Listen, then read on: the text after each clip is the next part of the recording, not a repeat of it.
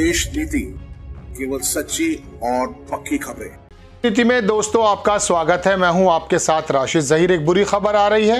देर रात आनंद विहार से एक ट्रेन चली, बिहार के बक्सर में जाकर कुछ डब्बे पटरी से पलटे हुए बताए जा रहे हैं। 5 या 6-7 लोगों की मौत हो चुकी है।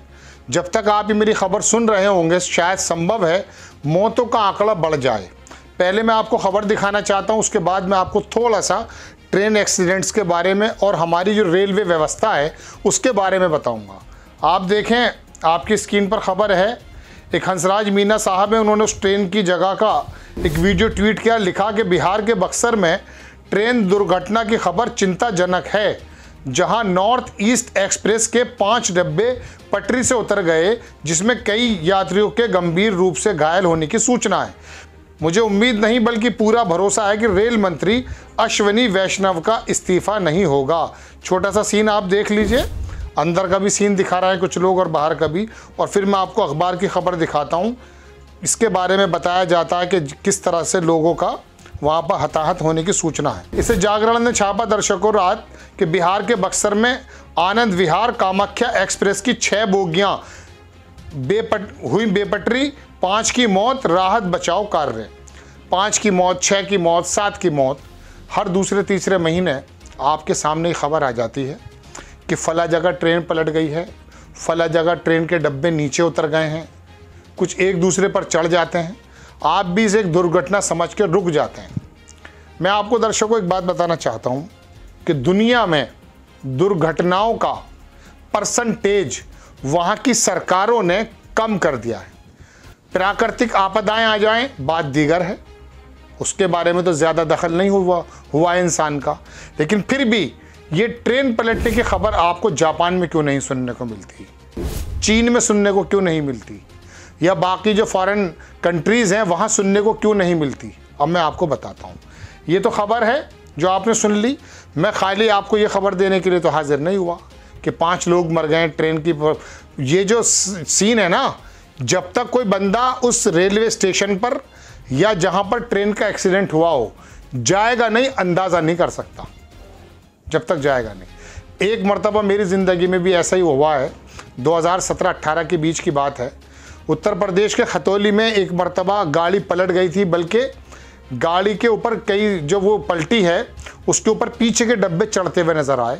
कुछ लोग वहाँ आसपास घर भी थे, उस बस्ती के अंदर भी जो है ट्रेन के डब्बे घुस गए थे। मैं काफ़ी लेट पहुँचा वहाँ, और वहाँ पहुँचने के बाद मैंने दर्शकों ये देखा कि एक डब्बा जब पलटा हुआ था तो उसके बाहर एक आदमी को कुछ लोग खींच रहे थे। वो उसके अंदर नीचे घुसने की कोशिश कर रहा था। मेरी समझ में नहीं आया कि डब्बा पलटा हुआ है, नीचे इसके अंदर घुसने की कोशिश क्यों कर रहा है। जब मैंने थोड़ा झुककर दर्शकों देखा, उसका कोई करीबी रिश्तेदार बच्चे सहित उस डब्बे के नीचे दबा हुआ था। मैं वहाँ रिपोर्टिंग करना भूल गया।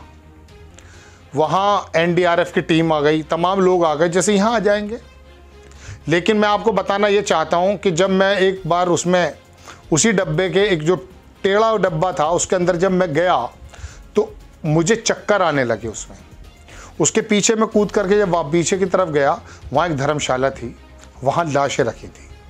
अगर गांव के लोग वहाँ नहीं आते तो जितने लोग वहाँ मरे थे तो उससे ज़्यादा, कई गुना ज़्यादा लोग मर जाते। उन्होंने अपनी चरपाई पर डाल कर लोगों को अस्पताल भेजने का काम किया। मैं ये घटना आपको सुनाकर कोई ड्रामेबाजी नहीं करना चाहता। मैं बताना ये चाहता हूँ आपको कि ममता बनर्जी की पार्टी के एक रेलवे मिनिस्टर थे, नाम मेरे इस वक्त जहन से निकल रहा है, त्रिवेदी करके थे वो, शायद दिनेश त्रिवेदी। वो एक बार रेलवे मिनिस्टर थे। उन्होंने कहा कि अगर रेलवे को 1,10,000 करोड़ रुपया मिल जाए तो पूरे हिंदुस्तान के जितने रेलवे स्टेशन, पटरियां हैं, इनकी कायाकल्प हो जाएगी। ये उनका बयान था, जाकर आप गूगल पे चेक कर सकते हैं। लेकिन उनको तो वो आवंटन नहीं हुआ। और उन्होंने एक बात और भी कही थी दर्शकों, उन्होंने ये कहा था कि मैं किराया नहीं बढ़ाने का मेरे ऊपर दबाव है, लेकिन ये कोई इलाज नहीं है, मुझे किराया बढ़ाना चाहिए। उनसे शायद इस्तीफ़ा ले लिया गया था। तो मुझे किराया बढ़ाना चाहिए ताकि रेलवे का इंफ्रास्ट्रक्चर जो है और ज़्यादा बेहतरीन और मजबूत और हिफाजत वाला बन जाए। लेकिन लोगों को बरगलाने के लिए, ये दिखाने के लिए कि देखिए हमने भाड़ा नहीं बढ़ाया है, ये पहले की सरकारों की बात कर रहा हूँ मैं, जब लालू प्रसाद भी थे और बाकी लोग थे, देखिए हमने किराया नहीं बढ़ाया, हम लोगों पे, आम लोगों पे बोझ नहीं डालना चाहते। ये हाईवेज जो बने हैं, पेट्रोल से ज़्यादा इसके अंदर टोल के पैसे लिए जा रहे हैं।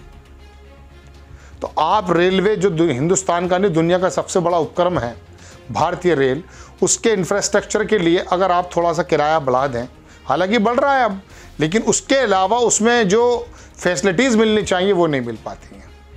मैं इस ट्रेन के एक्सीडेंट को बताने के लिए हाजिर इसीलिए हुआ कि एक दुखद घटना है, लेकिन ये दुखद घटना जो है ना, अभी परसों को आप भूल जाएंगे। आप में से तो बहुत लोग पूरी खबर सुन भी नहीं रहे होंगे, चले गए होंगे, लेकिन उनके परिवार, जिनके लोग मरते हैं ना, वो पूरी ज़िंदगी मर जाते हैं। इसके अंदर सरकार कुछ ना कुछ कर सकती है। हमारे रेलवे ट्रैक्स, हमारी फैसिलिटीज़ किस प्रकार की हैं, क्या सिग्नल्स जो हैं, पूरा का पूरा प्रोग्राम्स हैं, उसके बारे में हम देख चुके हैं कि हर तीसरे महीने एक फेलियर हो जाता है। रेलवे मिनिस्टर के इस्तीफे की बात तो छोड़ दीजिए, इस्तीफा लेने से क्या होगा, दूसरा बंदा आ जाएगा, लेकिन कम से कम वो बुनियादी सुविधाएं तो दे देनी चाहिए जो जापान में मिल रही हैं। मैं इस बात को क्यों सुना बैठा था त्रिवेदी साहब की कि उनको तो 90,000 या 1,10,000 करोड़ रुपया नहीं मिला, लेकिन मोदी जी एक बुलेट ट्रेन लेकर आ रहे थे जो मुंबई से शायद अहमदाबाद के लिए थी। मुंबई अगर आप जाएंगे तो गुजरात के लिए सैकड़ों दर्जनों ट्रेन हैं, कुछ घंटे का रास्ता है। एक ट्रेन का जो खर्च है उस बुलेट ट्रेन का, उसका 1,10,000 करोड़ है। इसलिए मुझे वो मिसाल याद आई, मैं भूल गया कहना, बताना आपको।